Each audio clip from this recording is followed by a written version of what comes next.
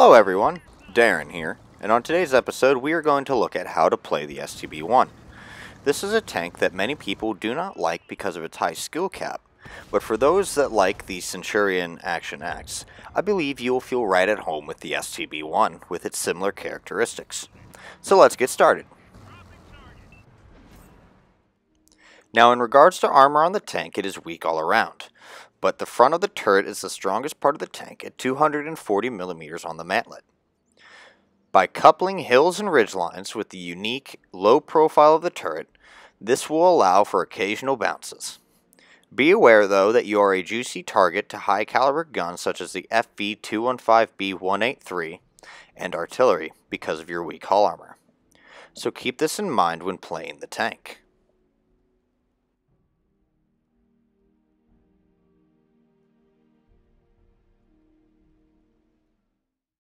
Now looking at the STB-1's mobility, the tank is pretty mobile at 53 km/h forward speed.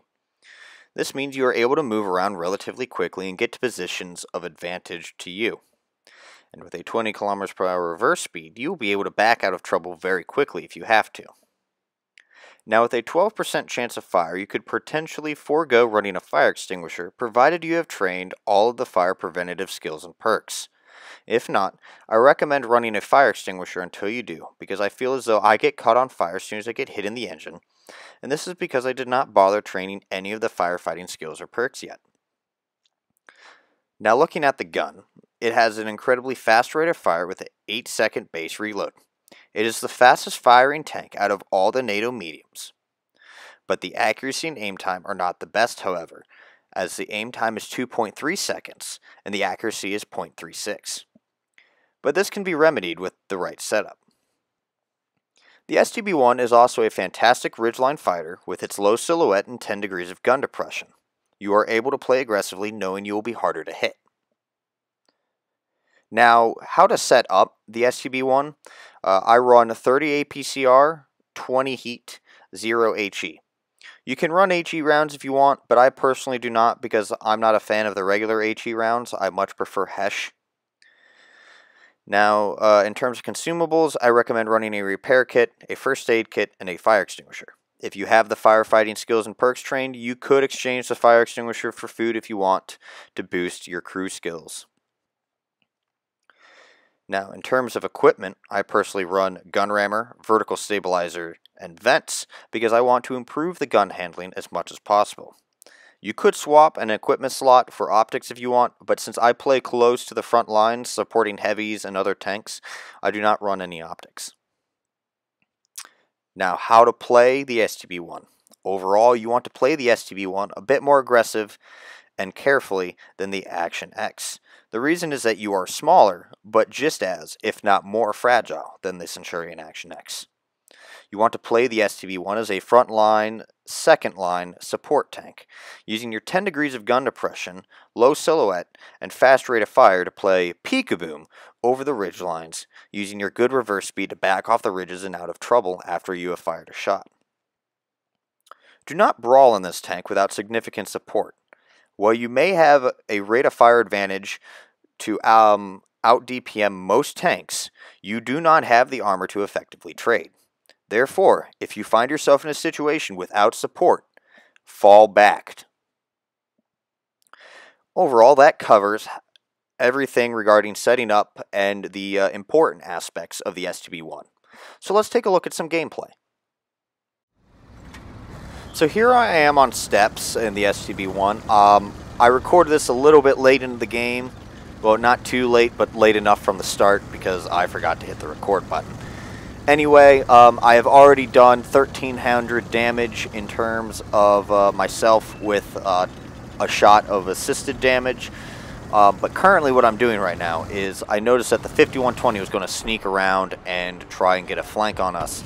I started backing around to get on a ridge to hide my lower plate. And I just kept using my 10 degrees of gun depression to keep putting rounds in. And you notice I'm playing the peekaboo game that I mentioned earlier. I fire my shot, and then I back down a bit to make him look somewhere else, and then as soon as I'm almost done with the reload, I peek right back up. You see that I did bounce around off of my turret there. I did say that the turret is unique and is the strongest part of the tank. Therefore, you could bounce some shots. There will be occasional times you bounce a miracle shot, but I wouldn't depend on your turret too much. It's not a 48 patent turret. Now, I pushed up on these tanks here because I saw that both of them fired, and my biggest concern was the 4005. So I'm rolling up, I'm playing very aggressively, I'm using the top of this ridge here to shoot down on them. I got ammo racked and tracked, and I started sweating bullets there a little bit because I was starting to figure that the 4005 was getting ready to reload, finish his reload. The 4005 gets killed.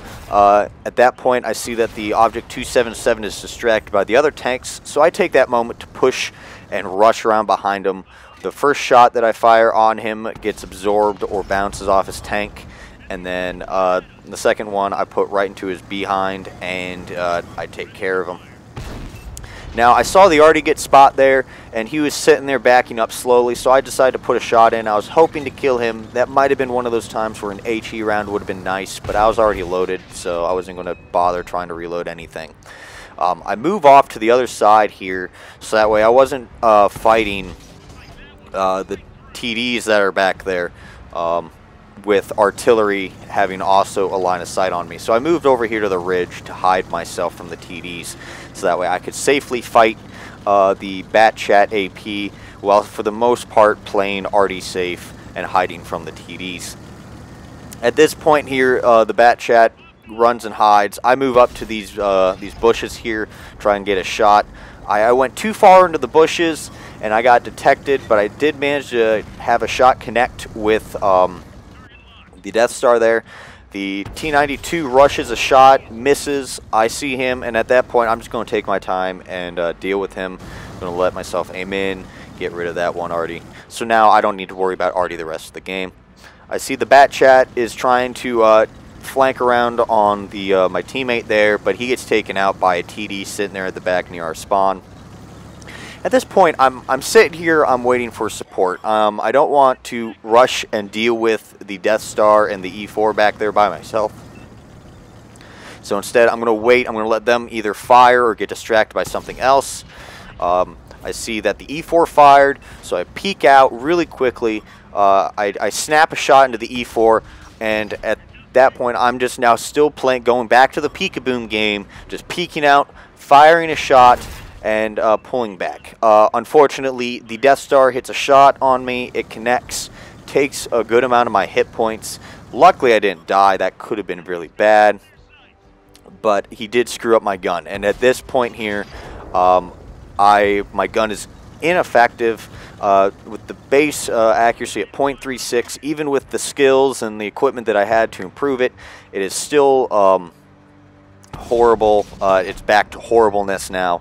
So what I did was I switched to heat because I hoping that if I did hit the tank, at least the penetration of the premium rounds would connect and go through to try and supplement my lack of accuracy.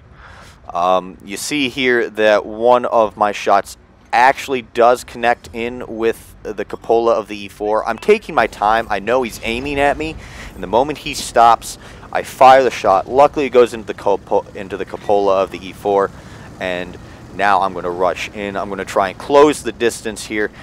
He misses a shot. He rushes it. The speed of the STB-1 is fantastic.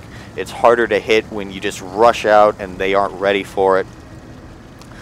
With only 2 tanks left, I'm going to try and use my speed to get over there and deal with the remaining tank now. Unfortunately, I'm not fast enough, but he does get taken out by a teammate, thus winning us the game.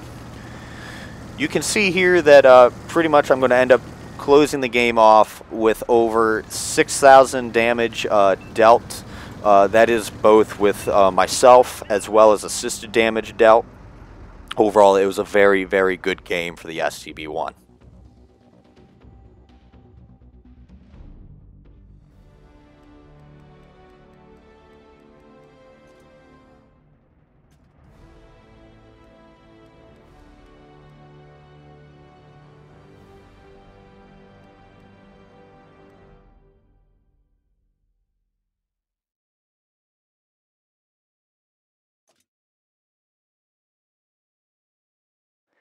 And that concludes today's video on how to play the STB-1.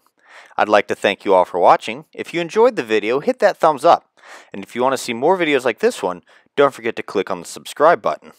But until next time, this has been Darren of WotC Academy.